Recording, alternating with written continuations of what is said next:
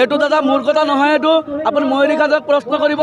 যে সময়ত ময়ূৰী খাটন কংগ্ৰেছ দলৰ টিকেট পোৱা নাছিলে, সেই সময়ত ময়ূৰী খাটনে মিডিয়াত, আপোনালোকৰ মিডিয়াত বা অন্যান্য চেনেলত আমি বাই শুনিছোঁ যে কংগ্ৰেছ দলৰ টিকেট 60 লাখ টকাত বিক্ৰী হৈছে।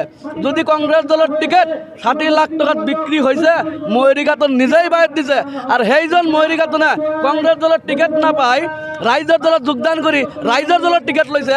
কেনেকুৱা ধৰণৰ ময়ূৰী খাটন? বিগত সময়ছোৱাত খামটিল্লা গাঁও পঞ্চায়তত আপোনাৰ যাইকিনি 5 বছৰ কাউন্সিলৰ আছিল AUDF দলত, 10টা পঞ্চায়তৰ নেতৃত্ব দিছে, ব্লক চেয়াৰমেন আছিল।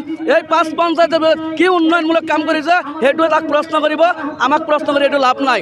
ময়ূৰী খাটন এইবাৰ খামটিল্লা ৰাইজৰ পৰা পাল্টিৰাম ময়ূৰী খাটন কোনো অস্তিত্ব নাই। এইবাৰ খামটিল্লা সমষ্টিৰ পৰা ময়ূৰী খাটন চিৰাই বিদায় ল'ব। এইবাৰ কি কৈছে? এটা নিশ্চিত থাকক। 9 নং খামটিল্লা সমষ্টিৰ কথা বাদ দিয়ক, আপোনাৰ যাই কিনি দলগাঁও সমষ্টিত 5খন জিলা পৰিষদ, দৰং জিলাত 12খন জিলা পৰিষদ আছে।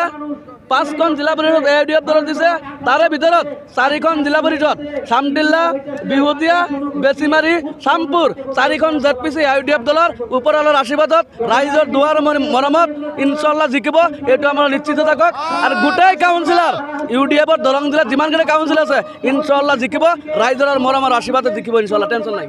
দৰং জিলাৰ ৰাইজলৈকে যিহেতু ইলেকশ্যন চলি আছে, কি সংবাদ দিব? কি কৈছে? দৰং জিলাৰ ৰাইজলৈ কি সংবাদ দিব? দৰং জিলাৰ ৰাইজে সচেতন, শিক্ষিত, মুৰব্বী। দৰং জিলাৰ ৰাইজে এই দুমুখীয়া চৰিত্ৰ কংগ্ৰেছৰ নিলজ্জকেইটাৰ কথা পাহৰি নাযায়। হজৰত মাওলানা বদৰুদ্দিন আজমলৰ হাত মজবুত কৰিব। বদৰুদ্দিন আজমল ডাঙৰীয়াক অসমৰ ৰাজনৈতিক সোণৰ নিচিনা চাব বুলি দৰং জিলাৰ ৰাইজে ইতিমধ্যে প্ৰতিশ্ৰুতিবদ্ধ হৈছে। এইবিলাক যোৱাবেলি কালাগাঁৱত যিটো ব্লক আছিলে, এতিয়াতো শিয়ালমাৰী দলগাঁও ব্লক হৈ গ'ল।